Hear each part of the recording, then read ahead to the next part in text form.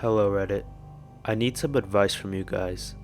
I generally only browse a few subreddits when I'm bored at work, but something's been bothering me the past few nights. I'm struggling to get good sleep and thought this sounded like the best subreddit to discuss my problem. So it started last Monday. It was late at night and I made the mistake of watching a horror movie before going to bed. While I pride myself in having grown up from most of my fears, some movies still get me worked up. This movie terrified me and I had to pause it multiple times while watching. I was relieved when it was done, but exhausted from the mental gymnastics I felt it forced me to go through. I decided to lay down and try to go to sleep. I live by myself and complete silence makes it difficult to fall asleep because there are too many thoughts in my head. So I put on Hulu and chose to watch Bob's Burgers since it was lighthearted and something I can easily fall asleep to. I put the TV on the lowest volume setting and closed my eyes. I could hear the TV as well as the wind blowing through the trees and the chirping of the crickets outside my window. It was relaxing, but after a few minutes of tossing around in my bed, I realized there was another sound I could hear. There was a bird whistling somewhere outside. It sounded far away, but I could hear it clearly. It was odd though, cause you don't usually hear birds whistling at night. Also, this whistle didn't sound normal. I'm not sure how to describe it, but it wasn't a rapid whistling like you might hear from most birds in this area. It was a single whistle every 10 seconds. It was drawn out and long, almost like something was calling to me specifically. After hearing it for a couple of minutes, I got nervous. I'm used to hearing weird noises sometimes at night. Like that one time, it sounded like something was walking through the fallen leaves right outside my window, but it still gets me worried since I'm living by myself. However, like the other times I hear weird noises, I calm myself down, remembering that I'm safe in my room. Whatever is out there can't come in here without breaking a door or window. I heard the whistling for another couple of minutes before it suddenly stopped. While I was confused, I tried to not think much of it, and it must have worked because I eventually slipped into a deep slumber. I had completely forgotten about it by the next night. While I didn't watch any more horror movies, I still turned on the TV to fall asleep to. Other than some rare exceptions, I always fall asleep with it on. I was nearly asleep when I heard the whistling again. Instantly, I remembered the previous night and shot up in my bed. I listened to it carefully. It sounded the same as before, but maybe a little louder. I thought I was imagining things. Once again, after a few minutes, it stopped. Now that I was awake, I watched some TV to get my mind off of it. I left the volume a little louder this time, and fell asleep relaxed once more. Wednesday night, I was thinking about the whistling. Was it actually a bird making the sound? It sounded artificial. I'm not a social person, so I didn't have any friendly neighbors to discuss this with. I also thought it was a little crazy. Who cares about some whistling? Maybe it was a weird owl. It's nothing to get scared about. I heard the whistling that night, and the night after. I was certain it was getting louder. I tried looking outside my window one of the nights, but it was pitch black outside. Even the light from the moon couldn't penetrate the darkness. I had the eerie feeling I was being watched, so I shut the blinds before going to bed. Last night was awful. I had come to expect the whistling, but when it started I was shocked at how loud it was. It sounded like the source of the whistling was right outside my window. I was visually shaking. I turned on my TV, chose Bob's Burgers again, and turned the volume up as loud as I could. It was a deafening, but at least I could barely hear the whistle. It was a nice distraction, and even when the whistling stopped, I kept the TV loud, enjoying its comfort. All I could think about that day was the whistling. I couldn't focus on work, but I didn't care. Is this going to be my new normal? I didn't like it, but maybe I could get used to it. How would I explain it to potential partners though? Any friends or family who stayed over? Maybe whatever it was I could feed it. Even though it freaked me out, I love animals. I wish I still had these thoughts. Once again, I was laying in bed. I was ready to fall asleep, but knew I would hear the whistling again, and it would keep me up. I was watching TV when I heard the whistling. This time, my breath caught in my throat. Did I hear it right? I figured it was loud, so I must have misheard it. But when the whistling came again, I know for certain what I heard. The whistling was even louder this time, but that wasn't what scared me. The direction it was coming from had changed. It no longer came from my window, but was coming from the opposite side of the room. I looked at my closet door, remembering the last time I was in there was this morning, before I left for work. The whistling emitted from my closet door. I took my first breath in what felt like minutes. I could feel myself visibly shaking as I slowly got out of bed, wearing only my pajama bottoms. The whistling was like a siren's song. I was on autopilot and couldn't stop as I walked toward my closet door. I stopped right outside the closet door. I stood there looking at the door handle. I was breathing heavy, and my hand was shaking as I reached for the door handle. Before I touched the handle, I realized the whistling had stopped, but I could still hear it. There was a deep breathing coming from the other side of the door. I heard a low growl and a constant dripping sound. Looking down at my feet, I noticed a dark red liquid seeping from my closet. Suddenly, I was out of my trance.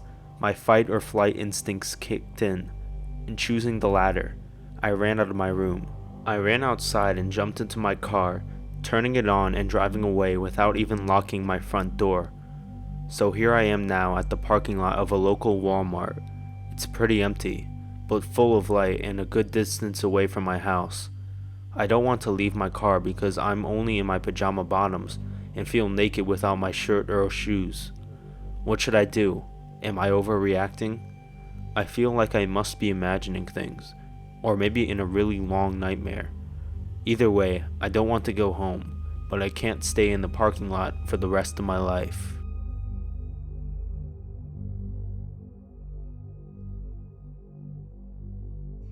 I'm visiting my brother's cabin in Washington State. He let me come here after my divorce, get away from all the nonsense and clear my head for a couple of weeks.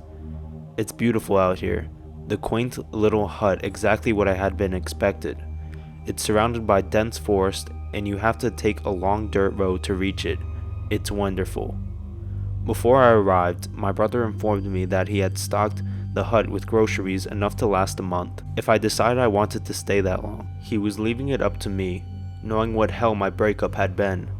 I had lost almost everything, and as a gesture of goodwill, he had extended a hand and offered his cabin to me. It was a welcome sanctuary, and upon arrival, I found myself blissfully calm. The woods were alive with sound, the creak of wood, the gentle rustle of wind through the leaves, the chirp of birds and conversation. It was all so serene. The first couple of days were wonderful, and I felt like I could finally breathe again. The horrible legal battle I had been engaged in with my wife had taken the wind out of my sails, but out here I let the warm breeze envelope me with new life and energy. To my surprise, it had been beautiful the first couple of days, the gentle golden rays of sunlight filtering through the canopy of green overhead. The first 3 days I spent a lot of time walking through the woods, isolated from everything and everyone. I was alone out here, a stranger to the surrounding green kingdom. I let my mind wander free from the chains it had been bound with, my thoughts drifting towards what I would do with my new life. Possibilities began to blossom before me, and I actually started discovering hope in my future again. But then the rain came. I had heard on the news that a 7-day storm was headed my way, so it came as no surprise when the sky darkened. As a resident of Washington, I was no stranger to long bouts of rain, and this was no different. I had just finished eating dinner when the rain started, gentle pitter-patters on the roof that eventually evolved into a full-blown gale. I started a fire and pulled the chair up to the window, watching the storm. It was cozy, and I found peace in watching the chaos that I was protected from. And then I heard something on the roof. I cocked my ear to listen, the small cabin lit only by the glow of the fireplace. At first I thought it was just the rain, but after a few moments, I realized it sounded like someone was running around up there. I didn't know what to make of it, assuming it had to be some kind of animal, but it sounded much bigger. I grabbed the blanket off of the chair I was sitting in and pulled it up to my chin, creeped out by the noise. After a little bit, the sound stopped. My heart was in my throat and my eyes darted to the front door. Thunder boomed overhead and I suddenly felt incredibly far away from civilization. I shivered despite the fire, and turned my eyes to look out the window I was sitting in front of. Lightning flashed and I suddenly leaned forward, heart racing. Something wasn't right out there. I thought my eyes had to be playing tricks on me, and I anxiously waited for more lightning. I forced myself to calm down, sure that what I had just seen was paranoia brought on by fear. The world was illuminated once again by a bright blast of lightning, and my eyes went wide. Mere feet from the window, the rain seemed to bend around the shapes of 3 invisible figures. They stood about 6 feet tall, the rain outlining their still forms. I swallowed hard, waiting for another blast of lightning, and when it came, the shapes remained. They were immobile. I suddenly felt eyes on me, as if they had come with the storm to watch me. I retreated from the window, feeling exposed and afraid, and went and sat on my bed. I was terrified, so shaken by the bizarre forms that I began to have a hard time breathing. I took a few long deep pulls of air, willing myself to settle down. As my heart rate slowed, I started convincing myself that I had imagined the shapes. Between the rain and the dark, it was easy to mistake shadows and shapes that were not actually there. Just as I was about to get back up, I heard something walking on the roof again. I gripped the sides of my bed as I listened to the heavy footsteps walk closer and then finally stop directly over my head. I crawled between my covers and held my breath, eyes wide in a panic. What the hell was out there? Another flash of lightning lit the sky, and I glanced at the window. It was right there, its invisible form parting the rain like a curtain. It was watching me. I squeezed my eyes shut and pulled the covers over my head. I heard myself whimpering and slapped a hand over my mouth. What were these things? What did they want? And then a thought slammed into me with the force of a locomotive. Where was the third one? And that's when I heard the front door crash open. I cried out in fear, shaking like a child as a heavy, wet footsteps walked across the cabin towards me. It stopped by the side of my bed, and I felt drops of water falling from its body onto my blanket. I could hear it breathing. A sucking sound pulled deep into its moist lungs. As I bawled into myself under the covers, terrified, it spoke. Look at me. Its voice sounded like rain, an odd stuttered inflection of its vocal cords. I didn't move, didn't breathe, praying that this nightmare would end. I didn't know what these things were, what they wanted, but I sensed danger. I sensed that they wanted to hurt me, and I sensed if I looked at them, they would. I stayed balled up under my blankets and kept my trembling mouth shut. Look at me. It repeated in the same wet voice, its words dribbling from its mouth like running water. Again, I didn't move. I was absolutely paralyzed with fear. I kept my eyes closed and the blanket firmly over me. My stomach churned with terror and my breath was hot in the enclosed space. I don't know how long I waited. Eventually, I heard the thing retreat, slamming the door behind it. Even with it gone, I remained where I was, refusing to move.